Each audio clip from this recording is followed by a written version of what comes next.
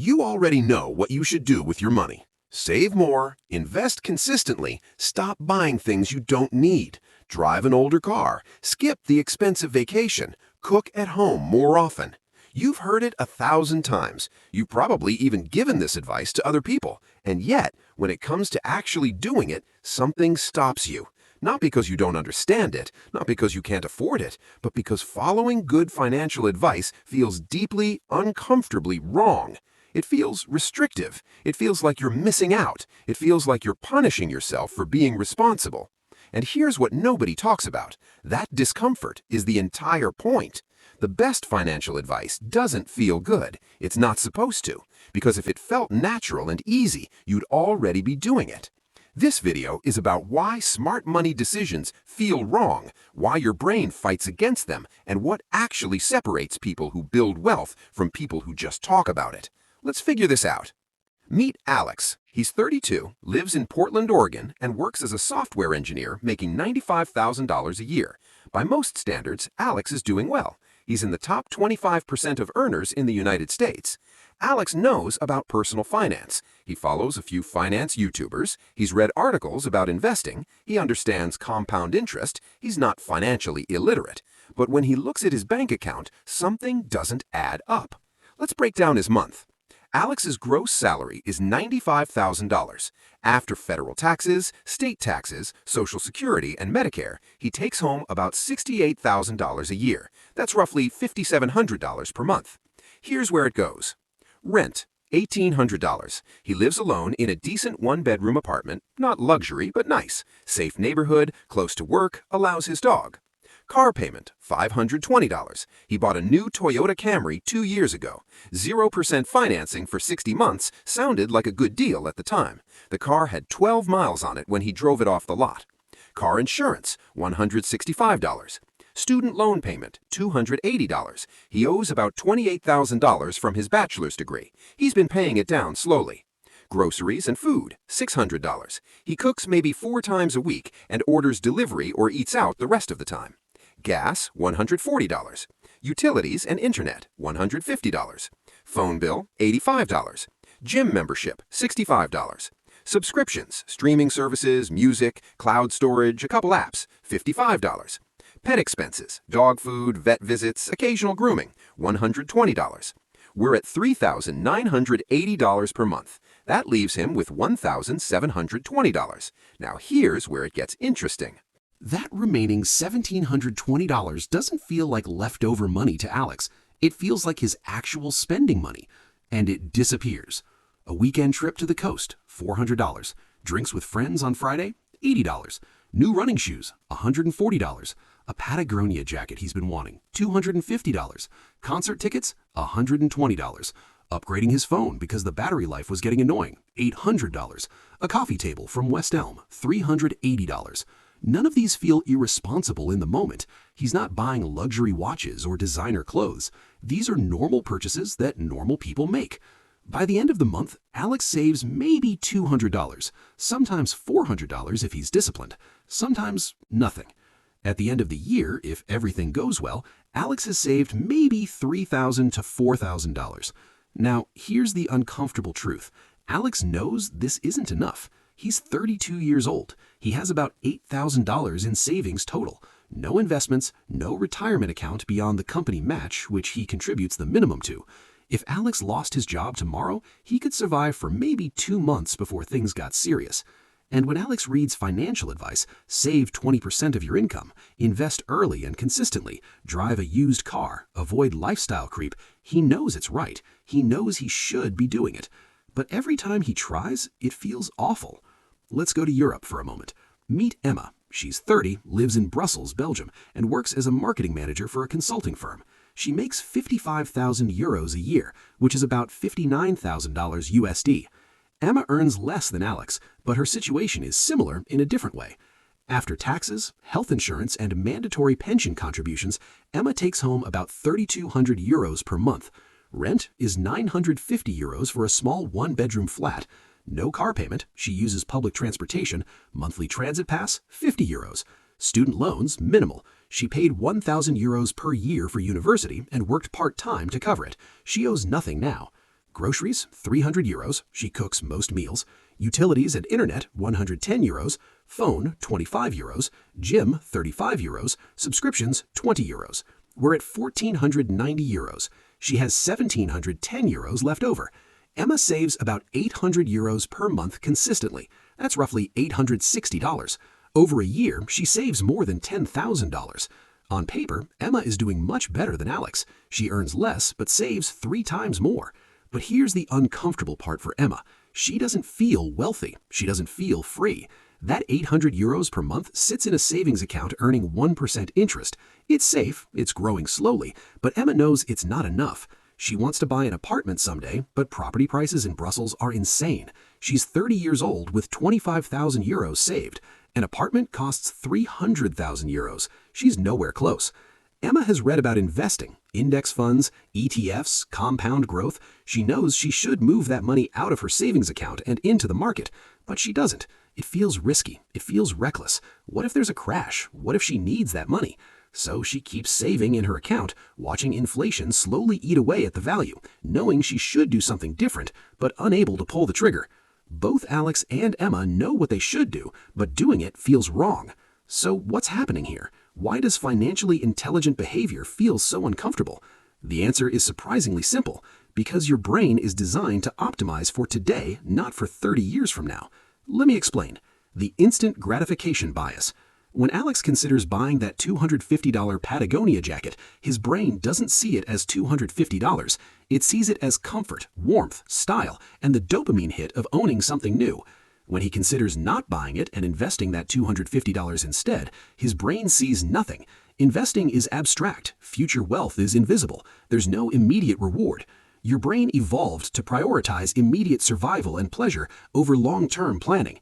For most of human history, there was no long-term. You ate when you found food. You stayed warm when you found shelter. The future was uncertain. That wiring is still with you. So when you skip the jacket and invest $250, your brain registers it as a loss. You gave up something real for something imaginary.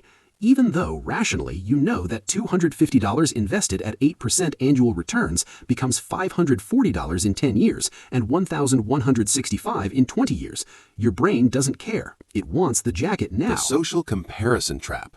Now let's talk about why Alex drives a new car. Alex doesn't need a new car. A used Camry from 2018 would have cost him $18,000 instead of $28,000. Same reliability, same features. But Alex bought new. Why? Because when Alex pulls into the parking lot at work, he doesn't want to be the guy with the beat-up old car. He doesn't want his coworkers to think he's struggling. He doesn't want his date to judge him when he picks her up. This isn't vanity. This is social survival instinct. Humans are social animals. For most of our history, being accepted by the group was literally life or death. If the tribe rejected you, you died. Your brain still treats social acceptance as survival. So when you make financial decisions that might make you look cheap or unsuccessful in front of others, your brain screams at you to stop. Driving a used car feels like social risk. Saying no to dinner because you're saving money feels like social risk. Not going on the vacation your friends are going on feels like isolation. The discomfort isn't irrational. It's your brain protecting you from what it perceives as danger. The loss aversion problem. Here's the third piece. Humans feel losses more intensely than gains. When Emma thinks about investing her $800 per month in the stock market, she's not thinking about the potential 8% annual return. She's thinking about the possibility of losing 20% in a market crash. A potential 20% loss feels much worse than a potential 20% gain feels good. This is called loss aversion, and it's one of the most studied biases in behavioral economics. So Emma keeps her money in a savings account earning 1%, even though inflation is running at 3%.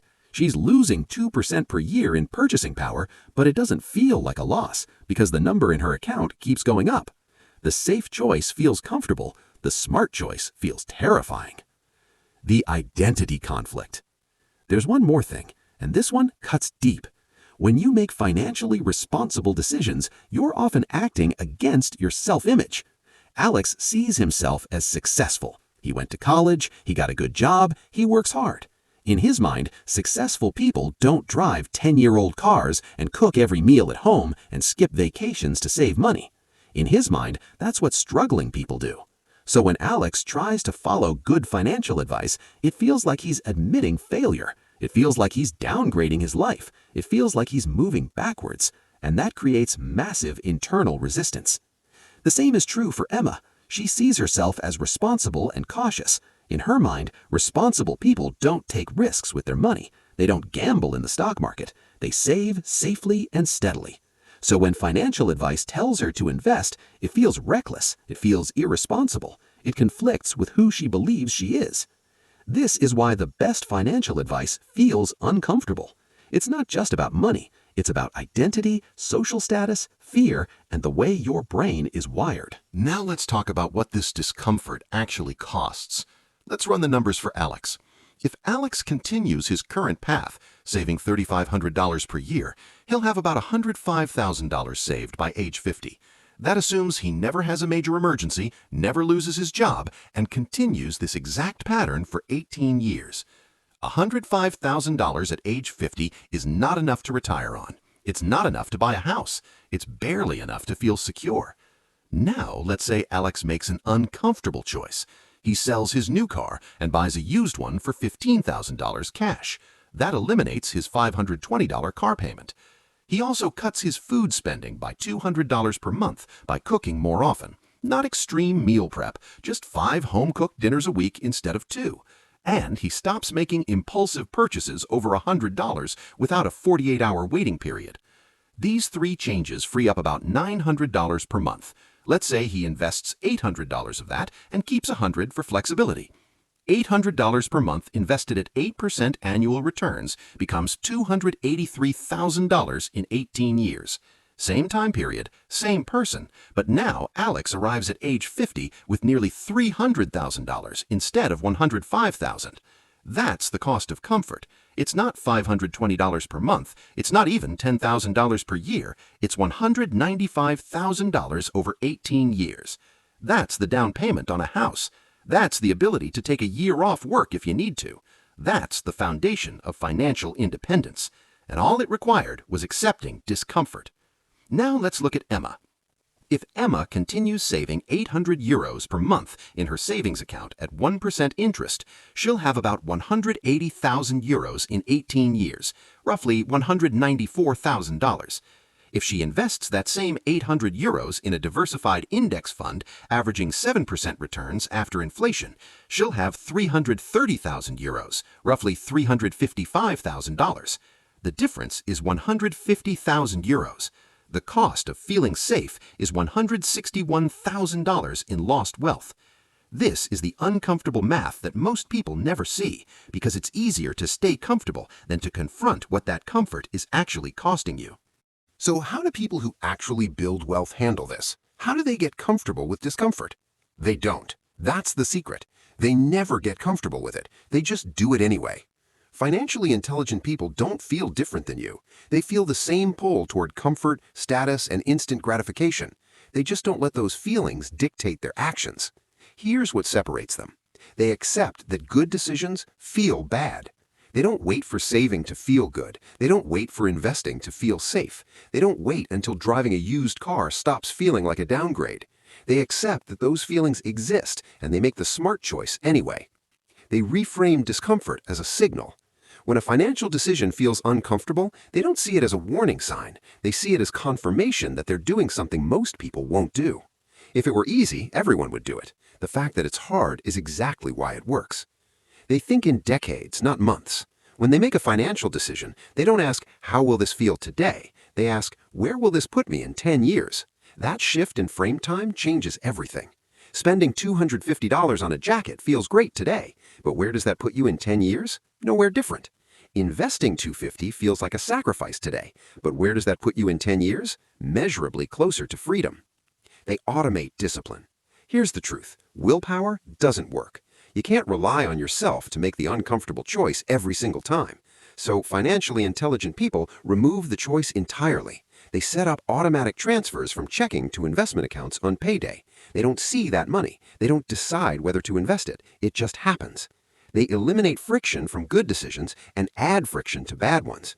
Want to stop impulse buying? Delete the shopping apps, unsubscribe from marketing emails, add a 48-hour rule before any non-essential purchase over $50. They measure progress, not perfection. They don't expect to follow perfect financial discipline forever. They expect to slip up, make mistakes, and occasionally choose comfort over optimization. But they track their net worth, they check their investment balances, they measure where they are versus where they were a year ago. Because when you see progress, even slow progress, it reinforces the behavior. It makes the discomfort feel worth it. They ignore other people's opinions. This is the hardest one. Financially intelligent people stop caring what their coworkers think of their car. They stop caring what their friends think of their vacation choices. They stop using money to signal status. Not because they're enlightened, but because they've decided that financial freedom matters more than social approval. That trade-off doesn't stop being uncomfortable. They just accept it. So where does that leave you? If you're waiting for good financial advice to feel comfortable, you're going to be waiting forever. It won't feel good to drive an older car while your coworkers drive new ones. It won't feel good to skip the weekend trip to save money. It won't feel good to invest when the market feels uncertain. But that discomfort isn't a sign you're doing something wrong. It's a sign you're doing something most people won't. The people who build real wealth aren't the ones who feel good about their choices. They're the ones who make smart choices, even when they feel bad. You already know what you should do. The question isn't whether the advice is right. The question is whether you're willing to feel uncomfortable long enough for it to matter. Because 10 years from now, you won't remember the discomfort, but you will feel the results. If this perspective helped you see money differently, consider subscribing. I break down the psychology of wealth every week. No hype, no shortcuts, just clarity. Thanks for watching.